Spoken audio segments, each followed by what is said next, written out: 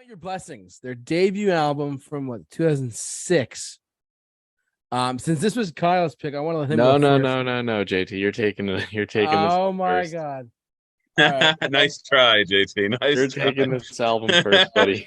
Yeah, that was a nice try. That was pretty slick, you know? Yeah. it was his idea. I just wanted to make sure. That's all. I swear. No. So I, for anyone who has known me for any period of time, to any degree whatsoever, I am not necessarily into this. I don't hate metal. I love metal, but this was a different step in a very, for me, a scary direction. For lack of a better word. When I first put on, the first, all right, whatever. I kind of have an idea of what I'm going to expect. I kind of have an idea of like, all right, it might be like asking Alexandria like we did before, all right.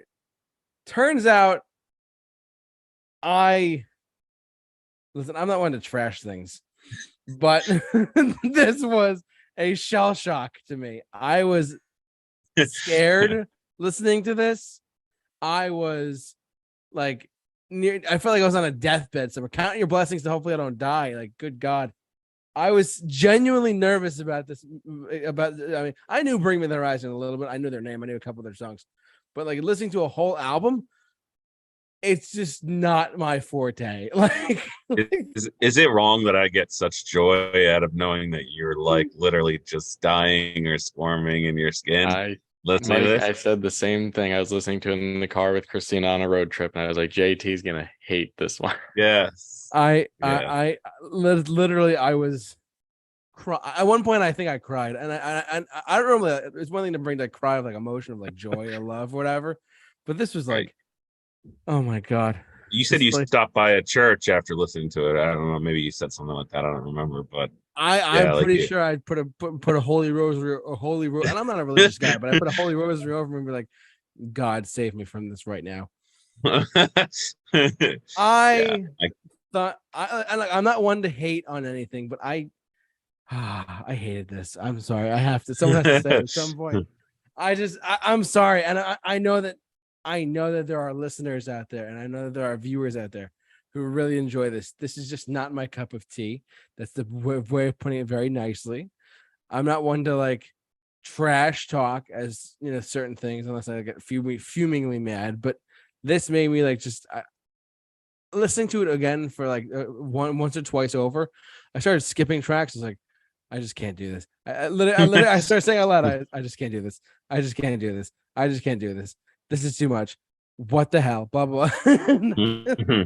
It got to the point of like, it's not my wheelhouse in music.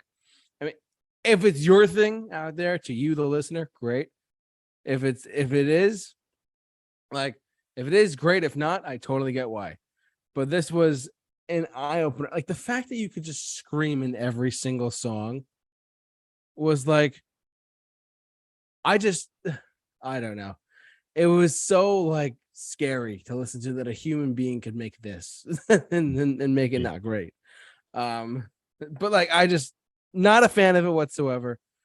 This is but where they went later, we'll have to wait and see. But this one was definitely a step in a. I just don't know what to say anymore. This is like a complete mess in my opinion. This is worse than 5 and Jordy combined. Like, I'm sorry. Whoa. I was having heart attacks during this at some points. Let's be real. Blood has been drawn. But I will say this: there was something you'll hear me during this breakdown. There were things I actually really liked, believe it or not, and there's some things I did not. I was like, this is just pure garbage. Like I said that out loud. Like not to this, but we'll get to the down line. But yeah. That is my introduction to our podcast tonight. That I did not like this album whatsoever. Now, are you doing your rating or your where you rank it? Yeah, this is 8, baby. This is number 8. Oh, wow! All right, okay. This is at the bottom of the.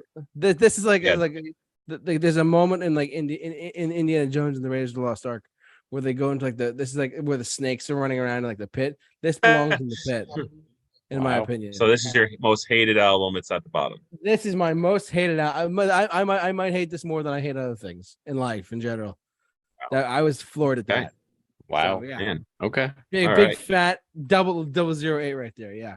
That's what I Am I said. going next, or is Kyle going next? So someone better stop me before I go like ridiculously crazy. But yeah. I'll balance him out, Mike. All right, Okay. yeah. Balance them out. Balance. Please do someone. This is a great album, JT. You're wrong. Sorry. This album represents something that we don't have anymore in music, and that is just a bunch of people getting in a room together and producing relatively poorly produced music. And it's great for it. JT, scroll down to that track list for me. This is something that we need to bring back. Absolutely. Is the mid to late 2000s song titles. Like for Stevie Wonder's Eyes Only. I used to make out with Medusa. Oh my Great song titles. Tell Slater not to wash his dick. Incredible. The music, yeah, it may not be my favorite by them, but it's absolutely incredible. I think that most of what they've done, with some exception that we'll get to later, has been, better, and they've pretty much taken a step up further along in their career. But I love this. Ollie's screaming on it. While it did mess up his voice because he didn't necessarily scream the correct way, it sounds great. Only thing I could do without, I think that the instrumentals on here kind of take up filler spots. Don't really need them. I would have preferred to have maybe another track or two of actual songs. I think it's very front loaded here, with the exception of the closing track. I think that the first like 4 tracks on here are just killer, like smack you in the face, aggressive metal, and then it just kind of, it's okay. The rest of the songs are decent, but those first 4 or 5 songs and then the closing track are the real standouts for me here. Again, I wish we had more of this. It's a sound you really don't hear anymore, even in the deathcore circle right now. A lot of what you hear is very like polished, well produced, and there's something that I really miss about this and the really early Suicide Silence stuff, where it's just a bunch of guys that got in a room together in a few days, wrote a couple songs, and just jammed it out with some raw production. Didn't really expect much to come of it, and Pray for Plagues was really their first big song. So I mean, for me, yeah, it's not their best. I very much enjoy this album though. But for me, this one is actually number 7. Wow, 7 out of 8, huh? 7 out of 8. Woo! Man, that's a bold thing. Man, caught me off guard. Okay. So for me, it sits in its own kind of category of more of the deathcore kind of style. The only major problem with this album is it all sounds the same. Yes. A lot of it borrows from the same like 3-4 riffs throughout the whole thing, like Pray for Plagues, like that song literally, a bunch of songs literally just have the same kind of thing. Well, with that being said, that is kind of tracking for early, this is their early stuff. This is pre kind of like major like songwriting cred that they've had to kind of put into like to kind of produce an album that has more of a dynamic to it. And I'm okay with that. I'm okay with lack of dynamic in order to have a pure sounding deathcore album that has some cool little tricks on it and some cool little grooves on it. They got the breakdowns on it, and that's something you'll see disappear from this band as time goes by.